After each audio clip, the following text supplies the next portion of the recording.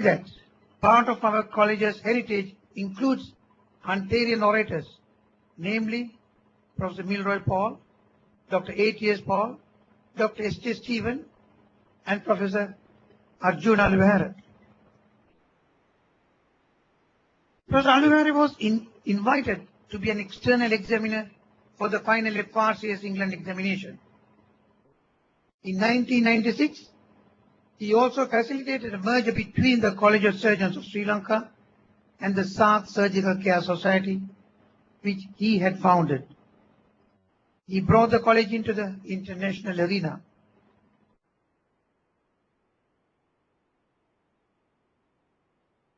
I would like to acknowledge the immense work and achievement of all the past presidents of the college.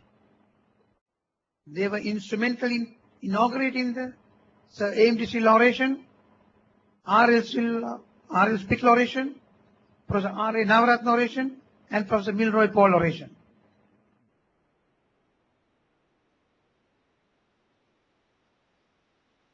I cannot emphasize the difficult task that past secretaries had to undergo those days without any infrastructure facilities which we enjoy now. I'm thankful to them for all good work that they have done at that difficult time. In 1998, after years of struggle to find a home for the college, Dr. Stanmore Alvarez and Dr. Narendra Pinto intervened and was instrumental in obtaining 30 acres of land in Rajagiri. It was during the tenure of Dr. Ganesha Nandan that the deal was finalized. It is only a few weeks ago we laid the foundation for the head office of the South Surgical Care Society on this land. With the dawn of the millennium, Professor A. Sharifdeen took over as president of the college. One day, Mrs. Nora Bartholomew expressed a desire to meet the president of the college for an urgent matter. It later transpired that this meeting, which she called for, was to express her wish to bequeath her property to the college. Professor Sharifdeen played a key role in facilitating this act of generosity. On behalf of all Sri Lankan surgeons, I thank you, sir. After renovation, the college office was relocated in this edifice in September 2003. And the first council meeting held here was presided by Professor Chandaratnatunga. And in year 2004, during Professor Mohan Silla's presidency, the ceremonial opening of Noel and Nora Bartholomew's foundation took place in this building.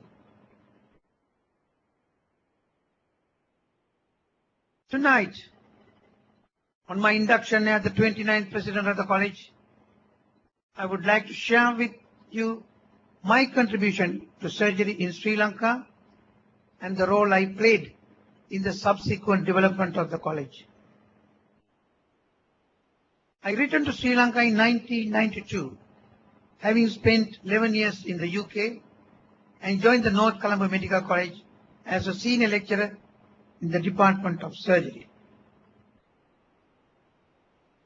I came armed not only with new knowledge and experience, but also the full armamentarium for laparoscopic surgery.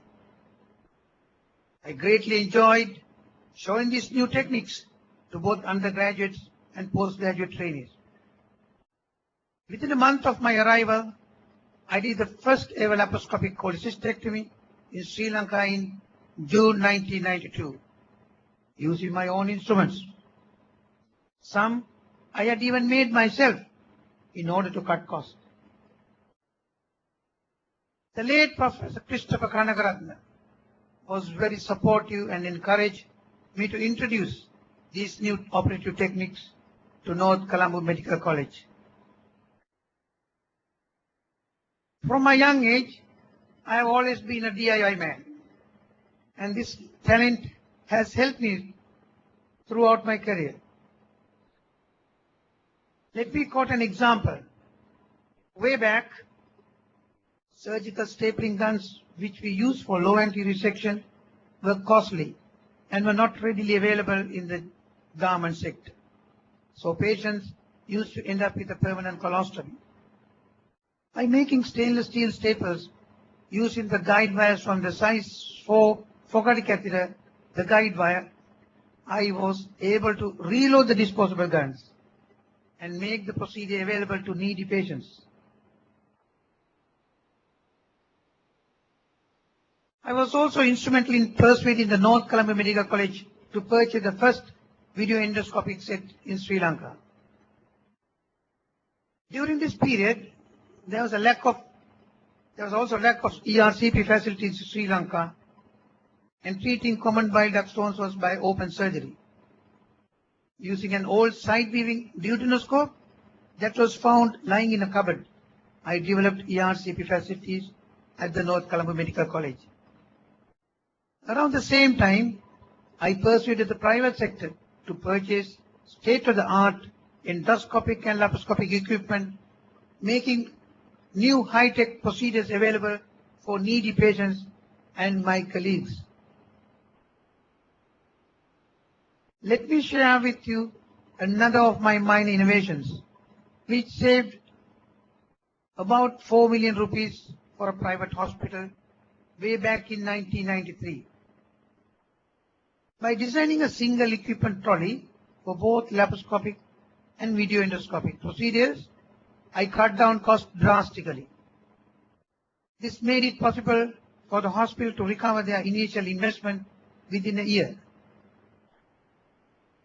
My advice was often sought when purchasing equipment thereafter. I am proud to say I was also instrumental in introducing new technologies to the private sector, such as variceal banding, balloon dilatation for strictures, self-expanding metal stents, superglue injection for fundal varices, and therapeutic ERCP. Sadly, I could not introduce this technique to North Colombo Medical College due to financial constraints. The high watermark of my surgical career was delivering the Sir AMDC oration in 1994, where I presented the first Sri Lankan experience of laparoscopic cholecystectomy. I am proud to say that on that memorable day, my mentor and my guiding light, Mari South, was there to share my joy and pride. Soon after, many surgeons and registrars came to me for training or to seek help to introduce this technique to their own hospitals. I very willingly supported the efforts my colleagues took to establish laparoscopic surgery at the Sri Jayadhara Hospital and Colombo South Teaching Hospital. I also helped establish ERCP and therapeutic endoscopy at the Colombo South Teaching Hospital. Now, with the untiring work of Professor Mohan De Silva, it has now become a center of excellence. As a senior lecturer in surgery at the North Colombo Medical College, I derived immense pleasure in teaching. Unfortunately, my teaching career came to an abrupt end after the North Colombo Medical College was taken over by the government and the Department of Surgery restructured. Undeterred, I diverted my energy into improving private hospital facilities for the benefit of our patients and my colleagues. Around this time, I'm also proud to say that I was elected to the Council of the College of Surgeons and have remained a council member for the last 15 years. And that's me, you can see. Now, that's not a star from Bollywood, that's Dr. K.L. Fernando. Around this time, we also acquired this magnificent building. I took on the task of improving the college's training facilities and became heavily involved in the development of its infrastructure and training facilities and workshops. I was also the convener for the fundraising subcommittee of the college and organized 2 fundraising walks in 2005 and 2007. Our hard work paid dividends and we raised a total of 6.4 million rupees. In the last 2 decades, we have witnessed the greatest revolution in the history of surgery due to the advent of laparoscopic technique. Open surgical techniques practiced for over 100 years have become obsolete and a new era has dawned. In the past, surgical training was done mainly in the operating theatre. Now initial training uses simulators, similar to the way airline pilots are trained. One of my dreams was to have a surgical skills lab at the college, and this was realized. I designed and built 10 low-cost laparoscopic simulators from the funds given by the World Bank. These simulators, which should have otherwise cost up to 5 million rupees, mimic real surgical procedures such as gallbladder and appendix operations using animal tissue. The funding was from a part of a wider World Bank health sector project targeting underdeveloped areas in Sri Lanka, the Uva and the southern provinces. Dr. Pradeep Fernando, the project chairman, entrusted the laparoscopic training program part of this project to me. Having developed these simulators, we organized 2 very successful laparoscopic workshops for medical officers in the 2 regions. We are proud of these hands-on laparoscopic training facilities and their impact on surgical training in Sri Lanka. Until recently, most of the bowel anastomotic workshops were conducted in university premises. On my initiatives, facilities were made available in this very building to do these, and now I am proud to say that we hold all workshops here. We can conduct anastomotic workshops for 60 trainees at any given time. Ladies and gentlemen, it gives me great pride and pleasure to have played a significant role in the huge developments the college has undergone during recent years. Looking forwards, I intend to set up a wet laboratory to teach advanced laparoscopic procedures on these premises. To this end, I have had preliminary talks with Johnson & Johnson. To achieve all this, I had to wear many hats, that of a surgeon, an architect, an engineer, and a basunai.